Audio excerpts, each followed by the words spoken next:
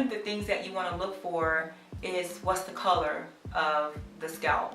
Dandruff is always white, dermatitis is more yellow, your scalp is producing sebum, and in psoriasis, that's where it's red, itchy, inflamed, and sometimes you can even see blood.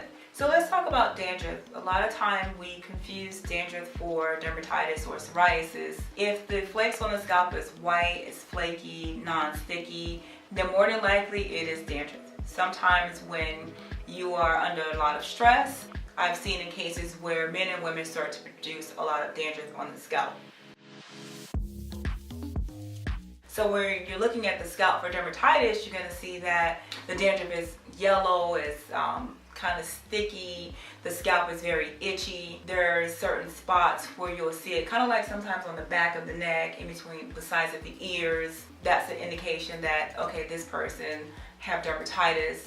You want to take in consideration the type of foods that you're eating. A lot of times breads and sugars can produce yeast, and it can become a buildup on the scalp and cause it to become very itchy. Psoriasis, on the other hand, is a little bit more severe because it may become red, the scalp is inflamed, it's itchy, sometimes it even bleeds, and it has a silvery scale to it.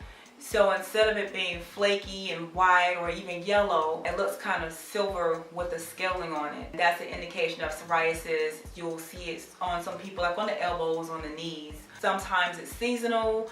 I've seen where alcohol can trigger psoriasis. In most cases, you can treat it and calm it down. You may be good for 6 months, you may be good for a year, and in some scenarios, you'll see where it comes back. So some of the treatment process that we do here is we want to actually have you sit down and do a consultation because we want to see the type of foods that you're eating. Are you under stress? Once we get that information, then we will do topical treatments where we remove the scaling from the scalp. So we do an intense shampoo. We have a hair mask that goes onto the hair. You'll go up under a steamer, and we're kind of removing the top layer of the skin off to help kind of calm down what's going on, whether it's dermatitis or psoriasis or even dandruff.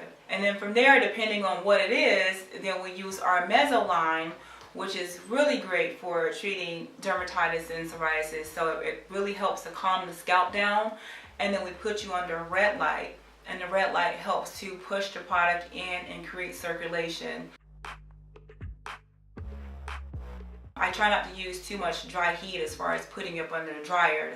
That's why we like the steamer, because it's going to detox the hair follicles as well. I've seen in scenarios where clients have come in and within 2 treatments, it was calmed down. And just so I can learn what's going on, you're saying the back doesn't really flake up that much? Not as much as the top part. So, but it looks really good. That's good. Yeah. Thank you. Which is going to help calm down the scalp and reduce inflammation.